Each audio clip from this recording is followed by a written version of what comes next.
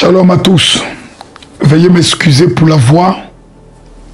Actuellement, nous sommes au niveau d'Israël avec une délégation très importante de près de plus de 8 pays représentés en Terre Sainte que j'ai la grâce de conduire dans le but de venir prier pour le continent africain, prier pour nos vies, c'est la nouvelle année, prier pour la Côte d'Ivoire.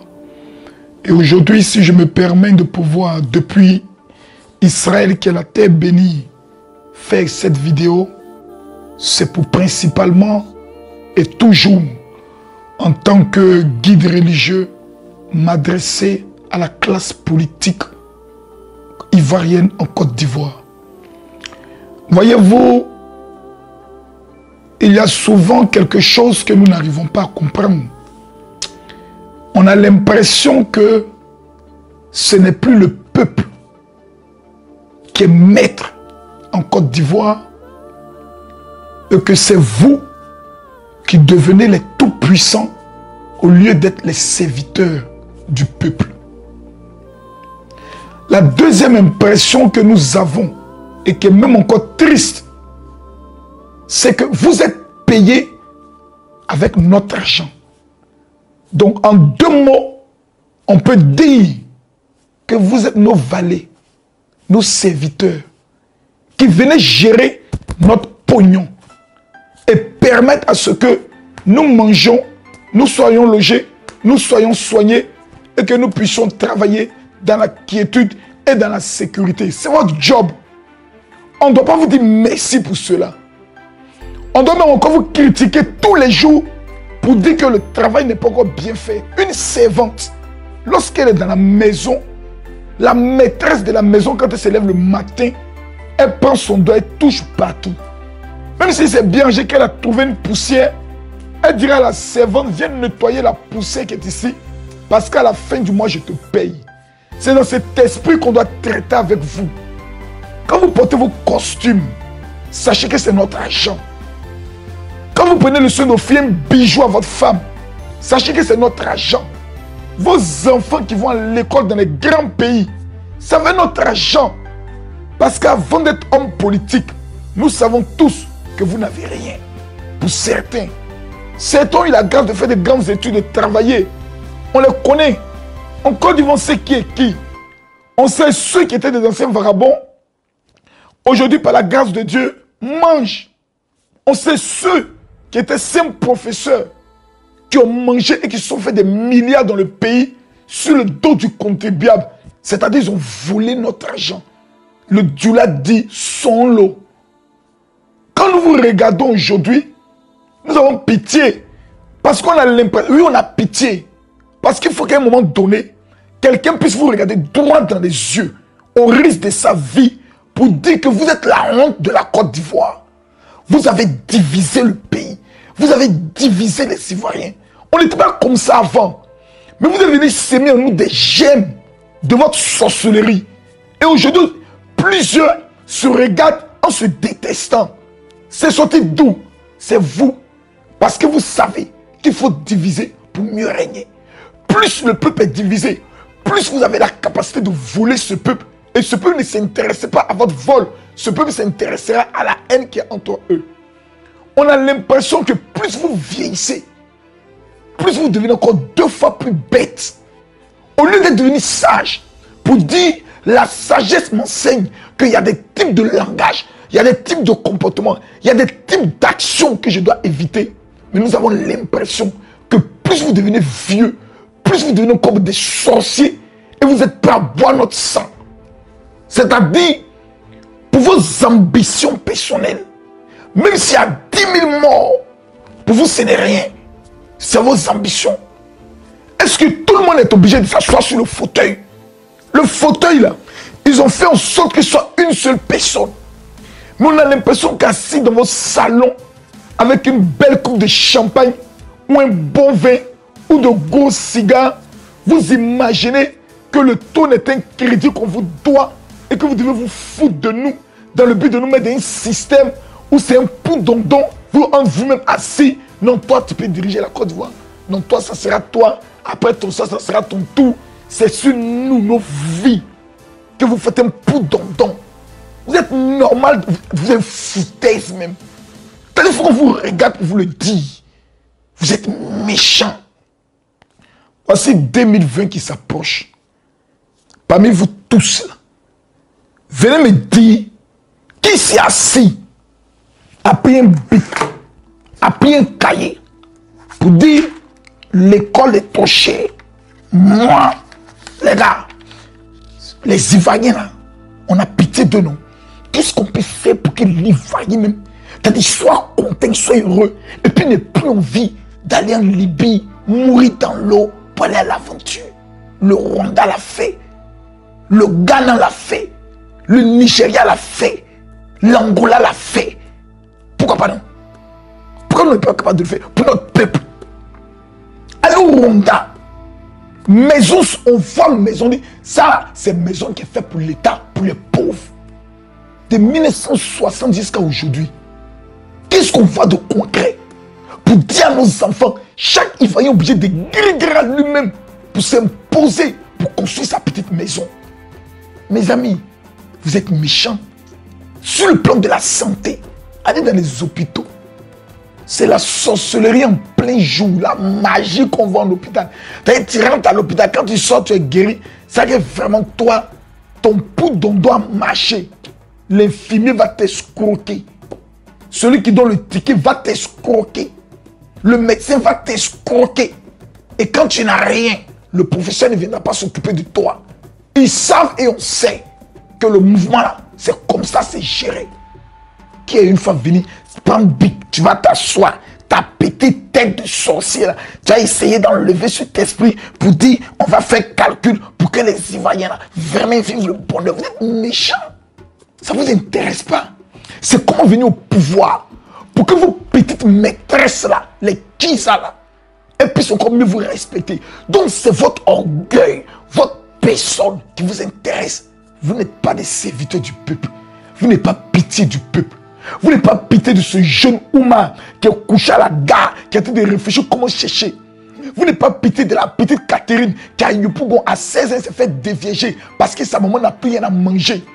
Vous n'êtes pas pitié du petit Billy qui a pauvre couché au niveau de Gonzagueville, qui tous les matins obligé de se lutter à 40 ans vient encore chez ses parents.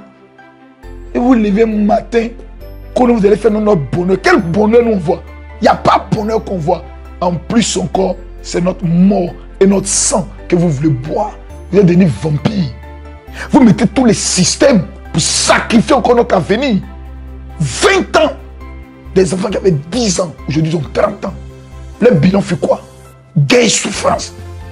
Des vieillards qui ont voulu de vous asseoir pour dire, bon, comment on va se rassembler? Comment on va s'unir pour présenter quelque chose de nouveau aux Ivoiriens qui n'a jamais existé sur le plan social, sur le plan santé, sur le plan logement.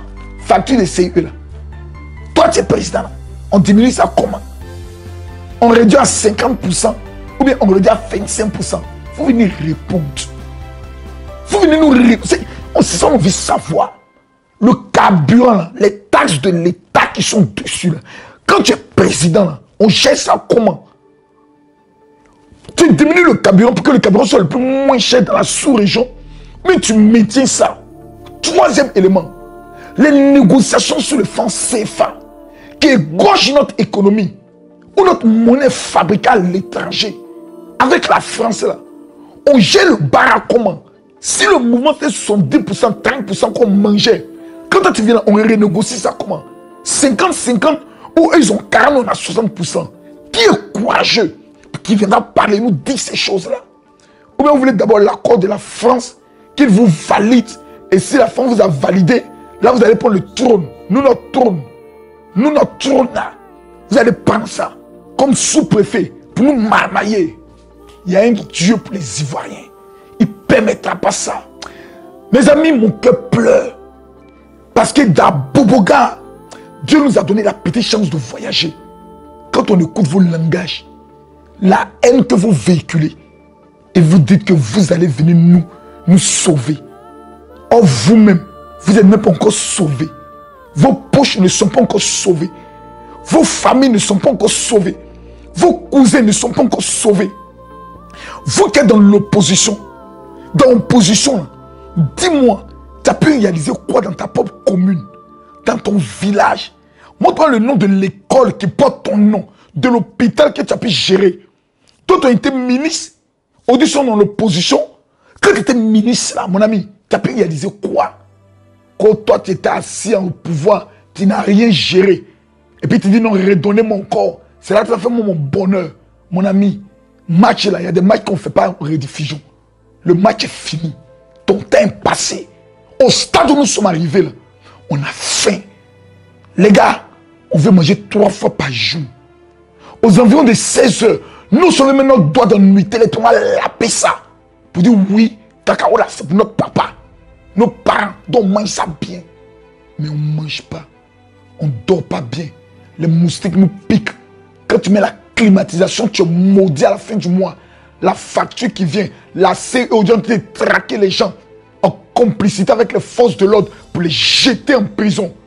Parce que tout simplement, ayant failli vivre sur le petit bonheur, tout le monde veut dormir dans le front pour que son teint soit choco, ses lèvres soient rouges. Vous n'êtes pas prêts pour nous. Comme nous, on est les maudits. On n'est qu'à dormir fenêtre ouverte.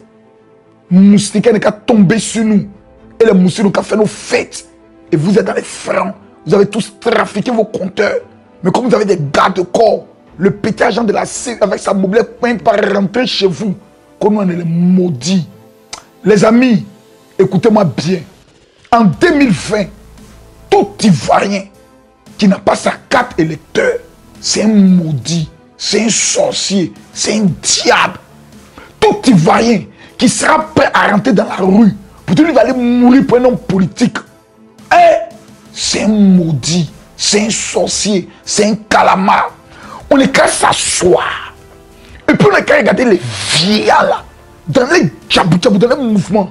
Et puis à la fin, le moins voleur qui a pitié de nous, qui a un cœur. Parce que parmi eux là, il y a des autres qui n'ont plus de cœur. Les cœurs morts, ils ont vendu leur âme. Tout ce qui les intéresse, c'est comment venir au pouvoir, faire un règlement de compte. Donc nous là, on ne les intéresse pas. C'est les bambans qui les intéressent. Les honneurs. Pourquoi l'autre m'a humilié? Pourquoi moi je vais laisser pouvoir? C'est tout ce qui les intéresse. Les bras mogos, les grands faits, les paysans. Peut-être qu'on ne se connaît pas, mais on a un intérêt commun. Ça s'appelle Côte d'Ivoire. La Côte d'Ivoire, pays d'espérance. Salut, terre d'espérance, pays d'hospitalité. Tes légions remplies de vaillants ont relevé ta dignité. Où sont ces vaillants aujourd'hui? Dans l'administration, dans l'agriculture. Est-ce qu'on ne peut pas prendre conscience en partageant cette vidéo pour que beaucoup comprennent aujourd'hui que les vieillards, les politiciens ont échoué? Prenons notre destin en main. Regardons parmi eux. Un qui ne va pas venir nous parler de violence. Deux qui ne va pas venir nous parler de ramba. Quelqu'un va venir nous regarder pour dire, les gars, j'ai connu la faim. Moi là, je suis jeune comme vous. J'ai trop souffert dans ma vie. Aujourd'hui là, je sais ce que vous vivez. Je vais mettre toute ma science avec vous. Pour qu'ensemble, là, moi je ne connais pas tout, hein. Vous connaissez, moi je connais. Et c'est vous-même qui connaissez, voyez, qu'est-ce qui peut faire votre bonheur? Regardez les étudiants, à venir de notre pays, ceux qui vont faire bientôt notre administration. Regardez les conditions dans lesquelles ils vivent.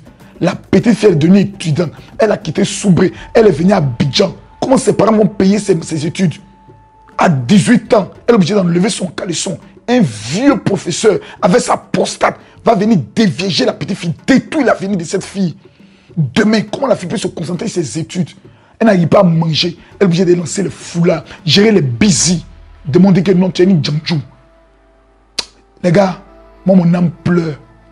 Mon cœur pleure quand il regarde la vie des Ivoiriens. C'est-à-dire, je ne sais même plus quoi dire. C'est Dieu qui est fort.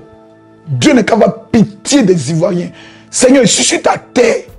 Moi, je ne suis pas parfait. J'ai mes défauts. Mais il faut avoir pitié des Ivoiriens. Je t'en supplie. 2020, il ne faut pas nous mettre dans un film western. Nous demandons tellement pardon. On est fatigué de prendre bagage sur notre tête et être en exil.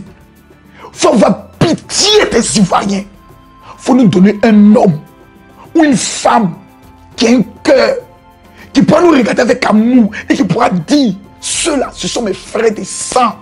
Je me sacrifier pour eux, pour leur bonheur. En bon entendeur, que Dieu nous bénisse. Shalom.